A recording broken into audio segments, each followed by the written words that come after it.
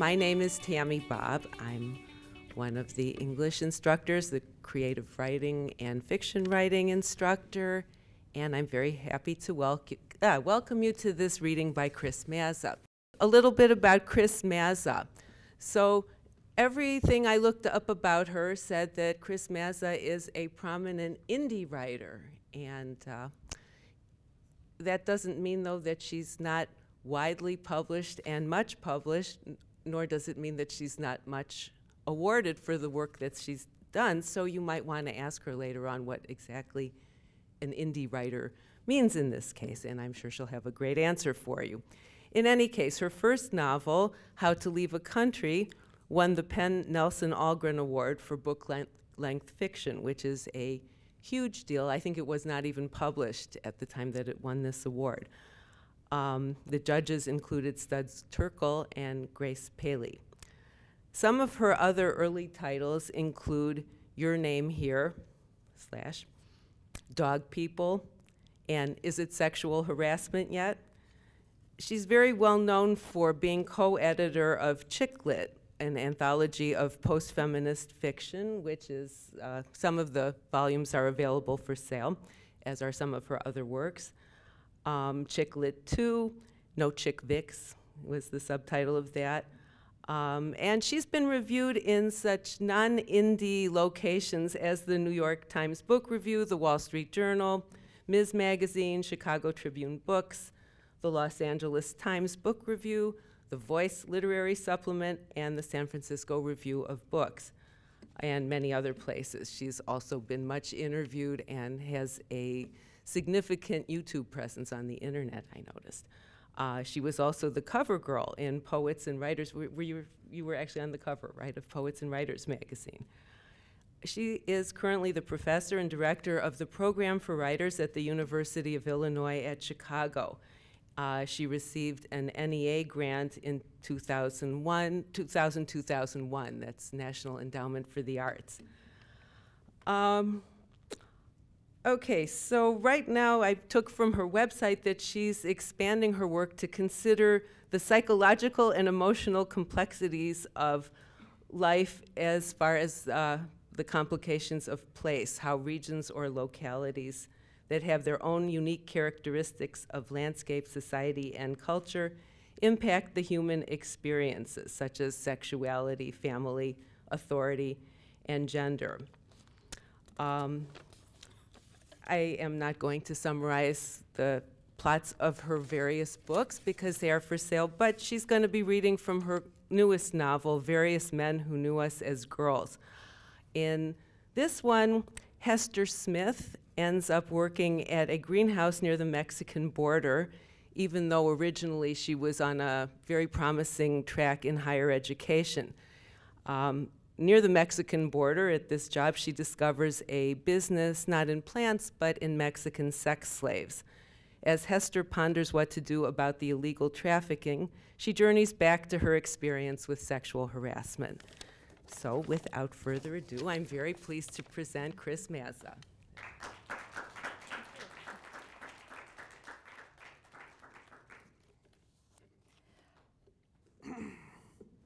Well, that summary of the book was perfect for what I'm going to read tonight, so I don't have to do any introduction other than to say the character, Hester Smith, before she goes out to talk to one of the girls who she's going to rescue, she looks up Spanish phrases on a translation website because she knows about as much Spanish as I do.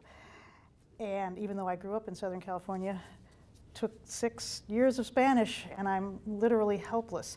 So I looked up these phrases on a website, and I'm not going to read them because my pronunciation is pretty bad. If they're words that I feel confident with, I will say them. But other than that, that's all I'm skipping here. That's the censorship tonight. Various men who knew us as girls. I may have heard the voices and ignored them, at ease with the melodious background sound of the Latino workers chatting and laughing among themselves. A closer buzzing was louder, directing me to a patch of gray fur just off the dirt road. There was no smell. The dry December air, a tint of salt in the soil, so the carcass was parched and would have been mummified if the tissues hadn't been so quickly devoured by beetles and maggots.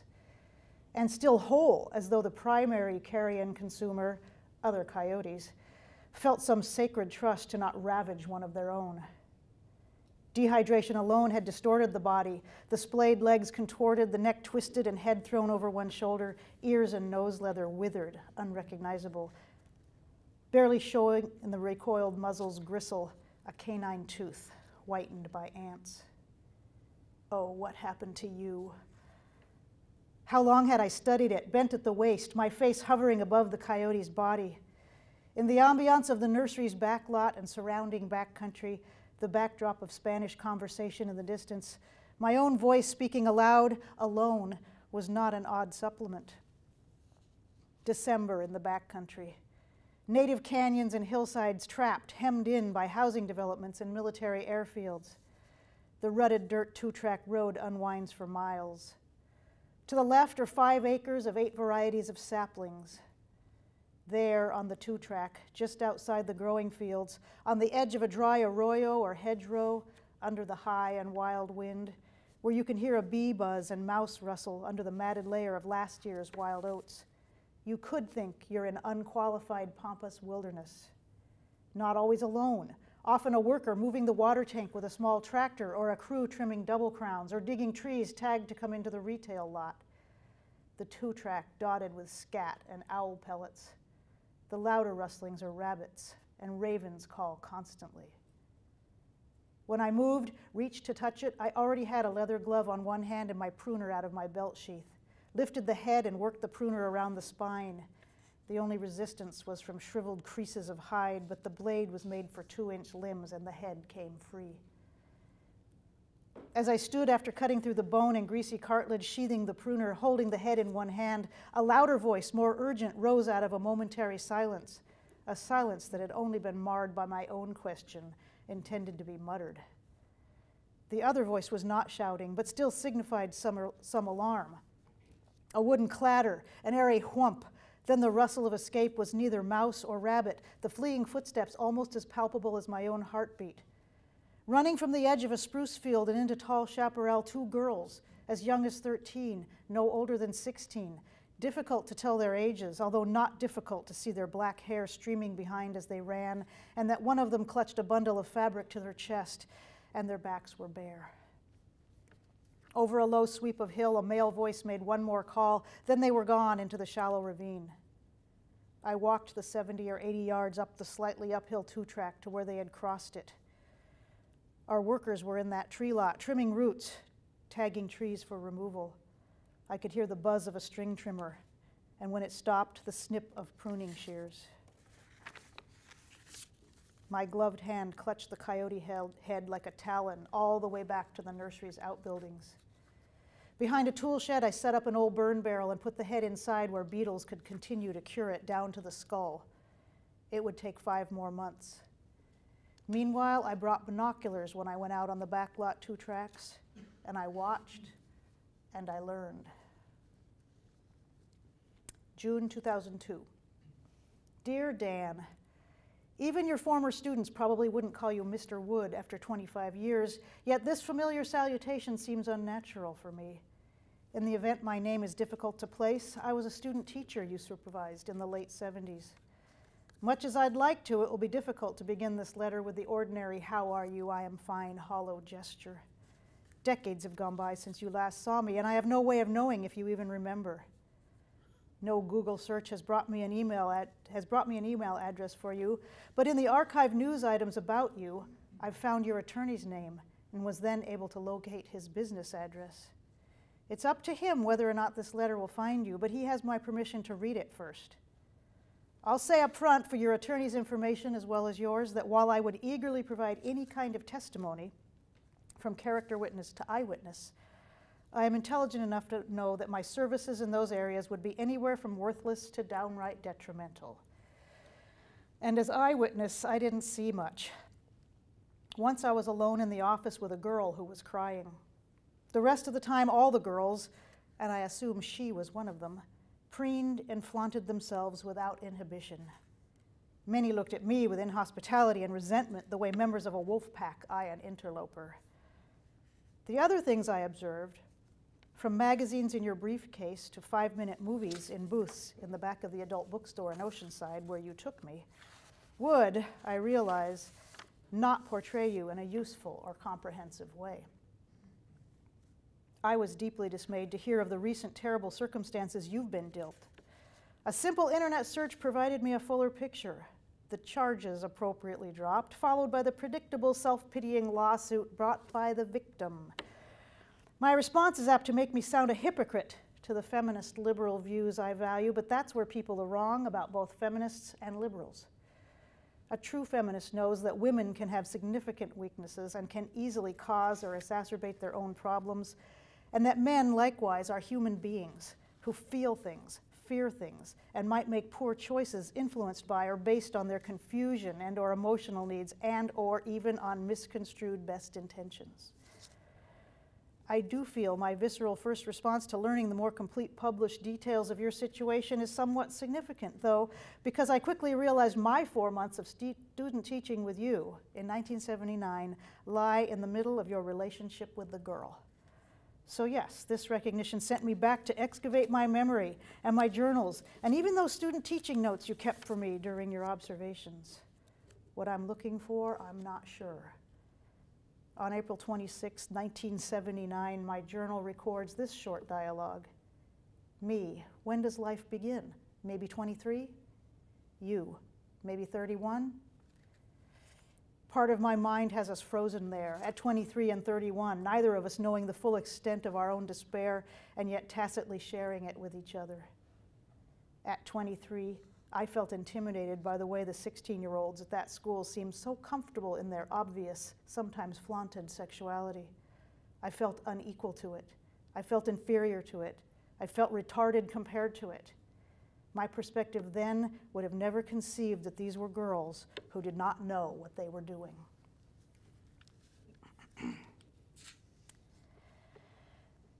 I saw them several more times, but it was many months later, the coyote skull already cleaned, bleached, and displayed, when I began background research for what I thought would be a feature article. After doing some cursory research and even fleshing out my article's opening with some background treatment, I realized I wasn't going to break this story. It had already been broken, while I, like most of the rest of the hundreds of thousands of suburban middle-class populace of Southern California, was completely and blissfully oblivious to what was happening, while my strawberries and tomatoes, poinsettias and chrysanthemums were being weeded, watered, and harvested. I had to actually see it to begin to be troubled by it, and even then had let it float in the background of my consciousness too long. By that time, nothing I wrote based on mere observation and by summarizing the other exposés that had already been written was going to change or add anything. Everyone could continue to blithely live in their neighborhoods, even buy enormous strawberries from roadside farm stands without knowing about the service industry at the edges of the fields. The only way I could finish what I'd started was to break new ground, go on from where I was. So I decided that before I could produce a consciousness-raising story about the girls in the growing fields, I had to rescue one first. Not everyone's story ignites or even begins to smolder in their college years. Lena's didn't. From her family's wood and cardboard shack and her childhood employment foraging the Tijuana dump to her immigration north on hands and knees, not with her family but her pimp, and her new workplace in a field behind a plywood barrier or a cleared space in the weeds, bending over for agricultural workers, college doesn't play any role in her tale. To my chagrin, it does in mine, although I do not intend to write an expose of my symbolic or not loss of virginity. There are selfish schemas behind every noble cause, some more blatant than others. The rescue of Kuwait, the Million Man March, the invasion of Iraq, the deliverance of Lena. Invariably, because of the cause, someone becomes more famous, more rich, more credible. But if renown and authority were to be my reward, if that's what had motivated me when the idea germinated, then why would I have allowed myself to be so often delayed, deferred, or enter into complete inertia? I don't know. But this I can claim. When I first saw Lena, When the idea to write her story changed to a plan to get her out first, then write about that, I wasn't aware of how my own trifling by comparison story would become entwined, how 25-year-old incidents would paradoxically become more urgent than the daily atrocities out in the fields, and ultimately would help thwart my presumably gallant endeavor. But even to my own accusation, I can counter, yes, these stories can be allied. Abducted girls are held as sex slaves in the field of North County, and no one does anything. But one 16-year-old consents to sex with her English teacher almost 30 years ago, and the public disgust in his undisputed wickedness is corporeal. In the midst of a dense white coastal mist, they shift like fading shadows at dawn. Single file through dew-drenched chaparral of buckwheat, wild oak, sage, and the descendants of mustard left by Father Junipero Serra. They step carefully so as to not catch their sandals or heels in rocks, to not snag their hose on briars. Some wear long men's shirts over their miniskirts and tube tops to protect their stomachs and backs from being scratched by the thorns. When they arrive at the fields where they work, they will have to remove any protective layers. As the fog shifts and stirs, we can see now that they are not women but girls, 14, 15, 16, some perhaps as young as 11 or 12. Even through binoculars, it's difficult to tell because they are so quiet, because their movement's so lost in the stratum of vapor which still blends with the reeds and grasses down to the roots. And because their lips are painted red, their eyes outlined with black, their dark hair not braided nor tied back but long and loose, while we are clad safari style in hiking boots, long pants, and light shirts. They don't seem dressed or prepared to work in the produce fields at the edges of San Diego County's suburban neighborhoods, but that is exactly what they are here to do, to work for 8, 10, even 12 hours a day. In the 90s, their predecessors worked indoors in rented houses, older structures surrounded by seedy business districts or even ringed by the tended lawns of a small neighborhood. But interference from law enforcement required the house locations to be frequently changed, and because locating then renting a new establishment might cut into business hours, work was moved to the outdoors, to more remote locations that are nearer to those they serve. Despite the fog, the Southern California day will be warm, will become hot. The strawberries, the tomatoes, and peppers grow sweet, plump, and juicy. But the smell rising from the uncultivated fields beyond will be rank with every sort of foul human stench. Surrounding the produce fields, either in the brush of chaparral or in meadows of native reeds tall as a man's head, the enterprise has made a honeycomb of rooms by flattening 6-foot square areas.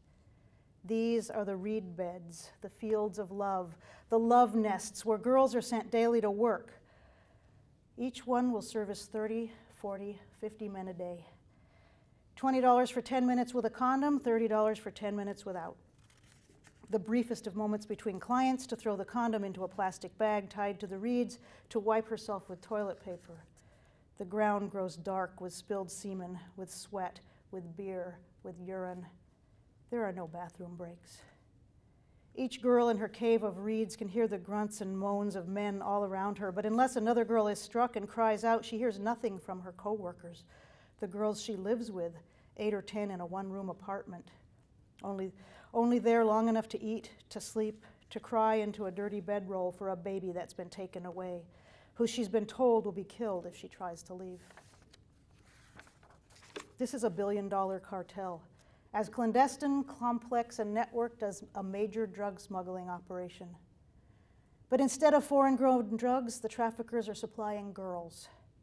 It's a highly organized system consisting of 3 basic groups of male personnel: the procurers, the smugglers, and the pimps.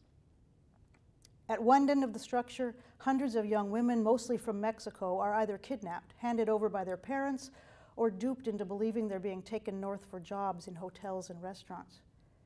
There are reports that some methods of manipulation include seducing or raping the girls while still in Mexico until they become pregnant, then taking their babies and threatening death to the infant unless the girl complies.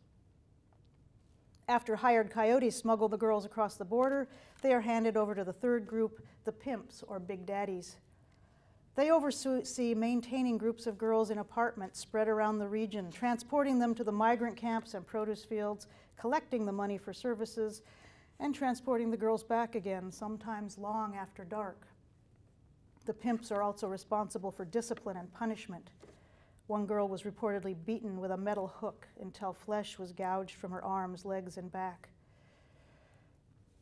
The farm laborers themselves, the bulk of the clientele, are the ones who create the rooms within reeds or chaparral. If certain produce fields or large wholesale nurseries are not close enough to hillsides or ravines of dense coverage, they use a single sheet of plywood propped upright to block the girl and her client from being spotted from a road. Otherwise, there is no thought of privacy for either the girl nor her clients. One after another, they step forward, and she lifts her skirt. There are rumors of girls as young as 8 or 9, but any reporter who sees a girl younger than 14 and doesn't testify to authorities is committing a crime. So instead of blowing their cover, reporters for these stories simply claim to see girls and young women from 14 to 22. I'm not concerned with maintaining a journalistic reputation, so we'll reveal all when the information is available. That is because this reporter will no longer be skulking into the fields merely to observe, to take note of horrors, to describe them in lurid details. What I will be reporting is the rescue and deliverance of one of the girls I saw, who burst and flew from me like startled quail into the sagebrush and dry grasses. June 2003. The marine layer still swathes the coastal hills at night, sometimes only pulling back for a few hours of sunshine in mid-afternoon.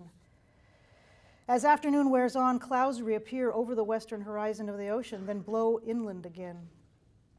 Overnight, white mist settles into canyons and ravines where, if a road snakes through lowland, a driver may not be able to see the front of his car's hood. Mornings, those on foot may be similarly blinded in whiteout.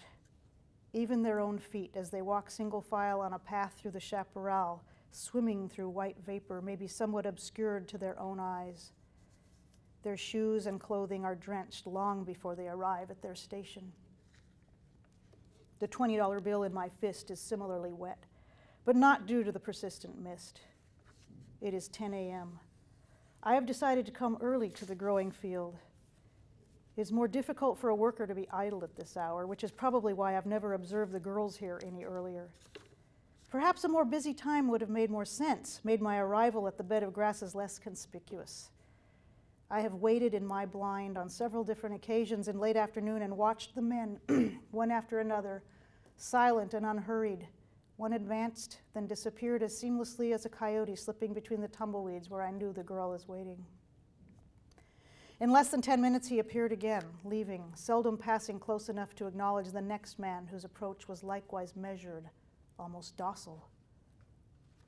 The stratum has barely shifted in half an hour. It is no warmer, but it is not the damp chill that causes me to both quiver and sweat under my light flannel shirt. Every morning, I've stashed the shirt in the back seat of a co-worker's car because she smokes, and I wanted the shirt to saturate the odor. On the afternoons I've planned to come here to wait, I've worn no deodorant and found an excuse to work somewhere in the sun for an hour or two. The second-hand jeans have not been washed since I bought them. No makeup, no perfume, no hair conditioner or even shampoo, no hand lotion. I can pull my used straw Stetson low over my face. Sweatpants, also not washed, under the jeans and a sweatshirt under the flannel to create more bulk. But even if she can't see or smell anything amiss, will she hear my heartbeat? Finally, they arrive just before 10:45. I can hear light whispers, the rustling of bushes, but no giggling. I do not hear a male voice, but that does not mean they're not alone. In fact, I don't even know yet if there are 2 girls or only 1. If I go now, there would be no risk of passing or seeing another of their clientele, someone who may recognize me from the nursery. But going now also means her big daddy might still be too close by. I've waited too long now. 2 men are already approaching, only visible from their waists up as they come single file on a path out of the brush, from the opposite direction than that of the girl's arrival moments earlier.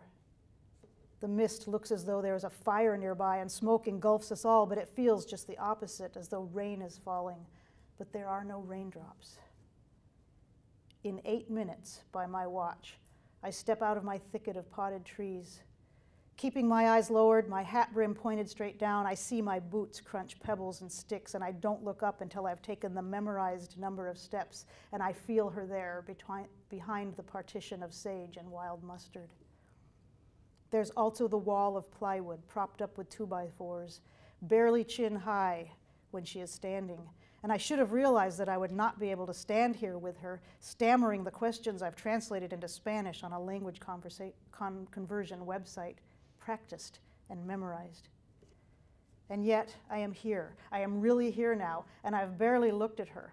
At some point, I have taken both her wrists, and now I drop to my knees, trying to pull her startled body with me. She is leaning backwards, tugging to get free. Before she screams, I whisper, "I won't hurt you, please don't yell." And remarkably, miraculously, she doesn't cry out. She is breathing hard, but in a moment her body settles onto folded legs. Her arms go limp in my hands, but I don't let go. I can, however, raise my eyes and look at her. She's not crying, nor looking at me in fear or even curiosity. She's not looking at me at all. I can see only her lowered eyelids, crusted with mascara, the foundation makeup caked on her forehead and nose, her cheeks highlighted with rouge, the whole mask as lifeless as dried mud, and lighter than her skin. Her shoulders are bare except the 2 string straps of her camisole top. Her legs beneath a filmy red miniskirt likewise bare, now curled under herself on the ground. The rocks and sticks I can barely feel through my double layer of pants must be stabbing into her skin. Her feet in pointed high heels with straps around her ankles, the shoes already scuffed, rubber ends of the heels missing. Her hair either damp or gleaming with oil, clasped loosely in some kind of clip, but coming undone already, falling around her shoulders and face, flecked with foxtails and little burrs. The odor of her heady perfume is somewhat dampened by the prevailing foggy mist. Likely by afternoon, any tint of it will be gone, replaced by the funk, the stench of her work. For now, it is able to mute the fact that I am not the first this morning. And in 10 minutes, there will likely be another. I don't have much time. Gently, I twist my wrist, rotating her limp arm so her half-curled palm is up, then release her other arm and push the $20 bill into her hand. Her nails are painted glittery red. Her fingers close on the money. But she is still breathing hard, and she mutters or whimpers something I can't understand. Perhaps a curse, perhaps a prayer. Soy una mujer, yo solo quiero discurso. ¿Me puede entender? I'm a woman, I just want to talk. Can you understand me? She nods. ¿Cuántos años tiene? She whispers without a voice, just her red lips moving and air escaping. No sé. I am unsure which of my memorized questions to try next. Where are your parents? Where did you live? How can she give answers if she doesn't even know how old she is? Or if she refuses to say? Are you ever hungry or cold? And only receive another barely whispered no. ¿Quiere usted ir a casa? She looks up, but not at me, quickly back and forth to the left and right over my shoulders. I strain to listen, but hear nothing more than the distant hiss of a freeway and small airplane droning. Again, she doesn't know, can't say if she wants to go home. No sé, but adds, no puedo. I can't. Still looking around, panting through her mouth. Suddenly, we are in reverse. She is grasping my arms, urging me to rise, whispering something almost fiercely. Her saliva hits my face, and so I follow her tacit but urgent instructions. Without leaving her position on the ground, she tugs on me until I get up, first upright on my knees, but she persists, whispering, no, no, now holding my belt loops and jerking upward. Believing she is insisting that I get up and leave, I do stand, but she does not release her hold on my pants. Her painted fingernails dig into the loose material on both hips of my jeans, and she scrapes her bare legs along the ground a few inches closer to me, then whispers, blowjob, blowjob, and presses her face against my zipper. At the same time, I feel her hand between my legs, fingers probing, checking to see if I am, in fact, of the gender I claimed. I try not to flinch, and when she is convinced, her hand withdraws. The way she is holding herself up against me, or pulling me up against herself, I find myself putting my hands on her head to keep my balance. This is wrong, I say in English, because I did not think to translate the simple statement beforehand. Por favor, véase. Her voice mutters against the front of my jeans, her breath warm there, but I am shivering and still holding on, so I try to stroke her hair, her head. What else can I do? Except I somehow know what to do. Use both hands to move her face away from my body, hold her dainty cheeks in my palms and say, I'll be back, and leave her there, on her knees, part the bushes and slip away, walking, then running, past my copse of trees, back down the road toward the nursery, down the hill into deeper, still lingering vapor. May 2004. Dear Dan, my skull collection now includes a dove, a cat, a snake, a small rodent, and the coyote, sporting a bullet in the base of its skull. I collected, then cured them over a period of several years.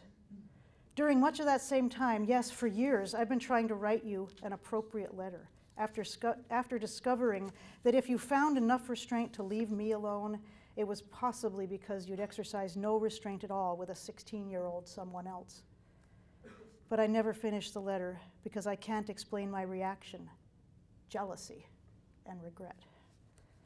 It's difficult to say whether my abandoned literary project caused me to think of you, or if news about you was what led to my objective to write a chronicle about my observation of, contact with, and intended rescue of an underage sex worker. Would I have changed anything?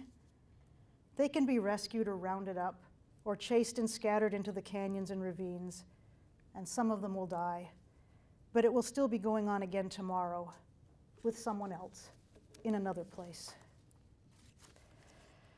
I have to admit, while working on the project I never finished, I would stop and consider those who might one day read it and feel proud, even superior, that they spent their time reading something important, that they feel a rock in their gut or chill on their neck, but then go back to planning meals for their families, shopping at the supermarket and drugstore, doing research on brands of digital cameras, driving their children in more economical hybrid SUVs to private colleges in more liberal states, planting flowers to attract bees and butterflies, adding more spam filters to email software, then hurrying off to their Pilates classes, or planning a lawsuit against a man who succumbed to the seductive proficiency of a heady 16-year-old.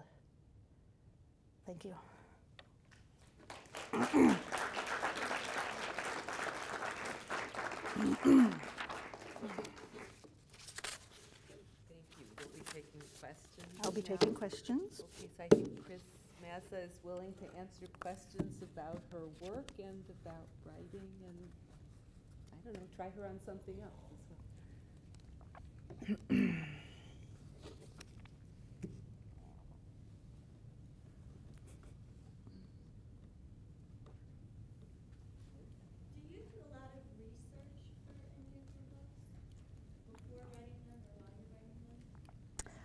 More and more over the years. This one in particular, I had to research the whole human trafficking story, which it does go on in Southern California. Human trafficking goes on all over the world. It's just that the Southern California brand is outside. And I heard about it. I used to go back to San Diego every summer in the 90s. And I heard about it while I was working on this novel, before it was put into this novel. And so I started to research it. It wasn't a lot in mainstream media. It was in some other more alternative media. But it was some in the mainstream media. That's how I found it originally. But it was surprising how much more of it there was to know than was in the mainstream media. And I was just, flabbergasted, because I knew the backcountry of San Diego. I grew up there, I lived there, and to imagine that was going on was something that was difficult to take in. What I didn't do was to actually go out and observe. It would have been as dangerous as trying to infiltrate a drug dealer's operation. So I had to just take what I researched and then imagine it and visualize it myself because I know the landscape. And so in that way, I feel like I observed it. Yes? Is that why you chose the first person point of view? How did you come about deciding to write it from that point of view? I decided to write it from that point of view because I wanted to challenge myself to use first person in a way that most people simply ignore, and that is that a first person narrator knows the end of the story before they begin. They're manipulating the story the whole way through, and that the story is the writing of the story as much as it is what happens in the story. And so the story, in this book, the story is the writing. Part of this, you probably couldn't tell while I was reading it, part of it is her aborted feature article, and part of it's regular narrative, and of course part of it's a letter. That while she's writing this, she calls it this document, and while she's writing the article, she's going through a lot of other memory searches and thinking, and so what the story is her learning about herself while she writes this story. She already knows the ending. She knows she didn't rescue the girl. She knows that just ended up in sort of chaos, and she doesn't reveal how that ending came, but she also doesn't hide it while she's talking her. She calls it the failed rescue from early on. So I wanted it to be that layer of, that the story's happening while she's narrating it as much as in what she's narrating.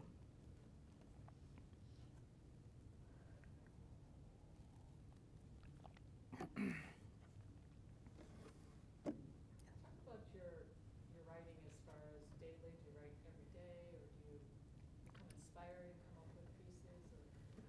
Well, I write every day that I can, because my best times are in the morning. So if those are my teaching days, I don't write those days. So, but it does take a type of discipline that when you're in school and you have deadlines, you're disciplined because you have a deadline. I don't have deadlines. Nobody's making me do this, and so it has to be sort of an obsession, is what it is. You don't become a writer unless you have that kind of obsession, because I don't provide myself deadlines and then reward myself for meeting them. The reward is that I want to do it.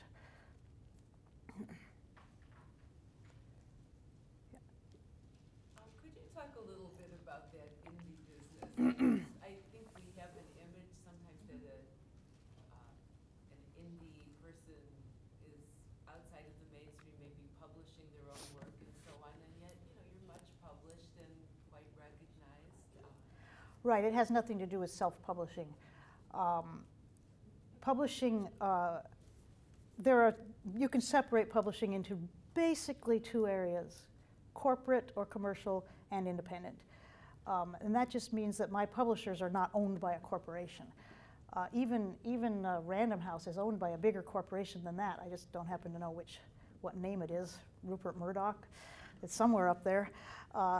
So they're owned by corporations, and therefore the editors who work there are under constraints of commercial constraints.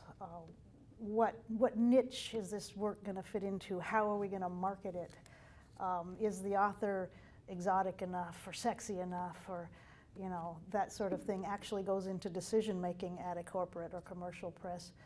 And so with an independent publisher, because they're independent, they're not constrained by that sort of thing, and I have a lot more control over my own material. I'm not told, we'll only publish this if you do X, Y, and Z to it, and take off the ending and put on a different ending and that sort of thing. So the independence is almost mine. I'm allowed to remain the artist, the author of the work.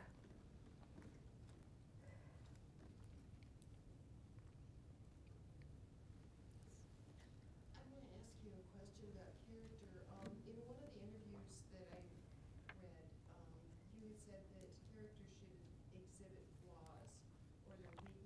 Are there any other qualities that you consider absolutely essential to good characters, or ones to avoid? Well, every character's different, other than the fact that they are all flawed in some way. They're not interesting if they're not flawed.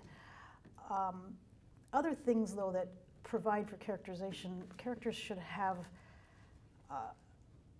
something they do. I was going to say they should have jobs, but that doesn't mean an unemployed person wouldn't be a good character. But they should have something that they do, because that is part of the definition of a person. That's, you know, you pick up a certain lingo by having an occupation. You pick up a certain way of seeing the world. So there's that. There's the issue of place. Does play a part where they live. But characters need a conflict. They have to be conflicted about something, or they're not interesting to write about. Books can't exist without a character being in some kind of trouble. And I don't mean trouble that comes from the outside, but trouble that comes from who they are and what decisions they've made in their life and what they're afraid of, and all those types of things that build up to make conflicts. People that are just, you know, walking along the street and hit by a stray hunk of ice falling down off of a building, as happens in Chicago, that doesn't make a very interesting story. But when people cause their own troubles, and then they deal with the consequences of that, when they make decisions that have consequences, that's when it's an interesting story. So that's what characters, a passive type of person can be a character, but as a character, they can't be passive. They have to exert some influence on the story by making a decision, having an action that causes a consequence, etc. Do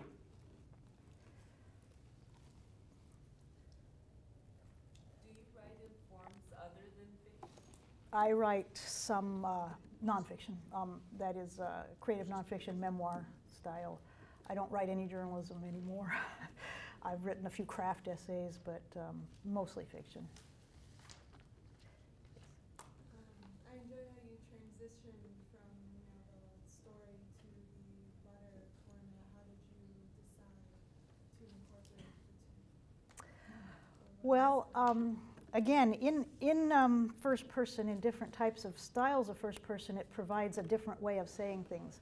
When you write a letter to someone that you haven't seen in 20 years, let's say, it gives you the opportunity to fill in some information that wouldn't be natural to fill in another sense. If you write an email or a letter to somebody you see every day, you're not going to necessarily say, you won't remember me, I was your student teacher. So in some ways, in a very technical sense, it allowed me to do that.